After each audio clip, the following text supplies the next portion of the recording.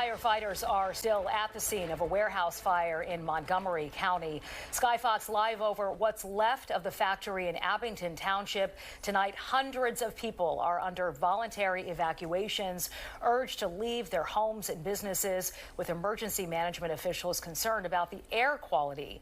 Now, the fire is still burning tonight, but under control. This is the 10 o'clock news. I'm Sheba Russell. And I'm Dawn Timoney. It's been more than 24 hours since that fire broke out last night at SPS Technologies, an Aerosmith manufacturer. Amazingly, no one was hurt, but the ripple effects are still being felt. Roughly 700 people living and working near the plant were asked to leave. Abington, Jenkintown, and Cheltenham schools will be closed again tomorrow. And service on 3 SEPTA lines, West Trenton, Warminster, and Lansdale-Doylestown, still suspended. Our Jennifer Joyce is live at the Abingtown Township Municipal Building with the latest update.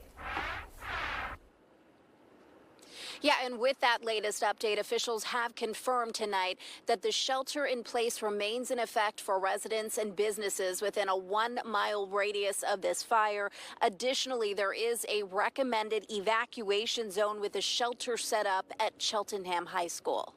It's very scary. Carol Denny of Jenkintown charging her cell phone inside of her car outside the shelter at Cheltenham High School. She says her condominium complex recommended that residents evacuate, so she did. They've had snacks, pizza, and all that kind of thing. You know, they're providing comfort for everybody and reassurance. Meanwhile, the fire at SPS Technologies continues to burn. Officials citing cold, windy conditions among the many challenges in this firefight. The age of the building, the size of the building, the building, as Chief Malloy said, is 500,000 square feet.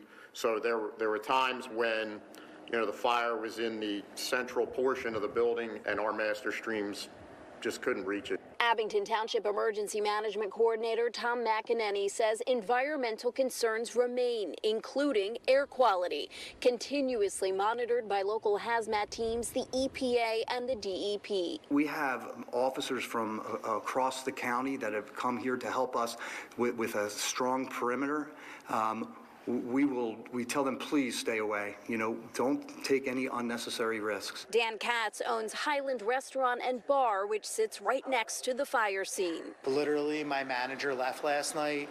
She got in her car, she heard a bang, but left. Katz says he's thankful no one got hurt. Today, all 3 of his restaurants were shut down due to the evacuation and shelter-in-place order, but 2 of his chefs returned to work to feed first responders who are using Highland as a command post. My chef this morning, she called me and was like, what can we do? What can we do? She came in, we did some lunch for them today, and then tonight we did some more hot food for them. It's really just so nice to see our community become one and come together to help all these volunteer firefighters here in the community. And Dan Katz says he is not the only one. He's watching the entire community step up, donate food to these first responders. Our next press briefing is scheduled for tomorrow at 10 a.m. Back to you. Just a wonderful gesture. All right, Jenny, thank you. And stay with Fox 29 on air, online at fox29.com and on Fox Local for updates on this factory fire. You can find the latest on the status of the blaze, evacuation requests, and school closings.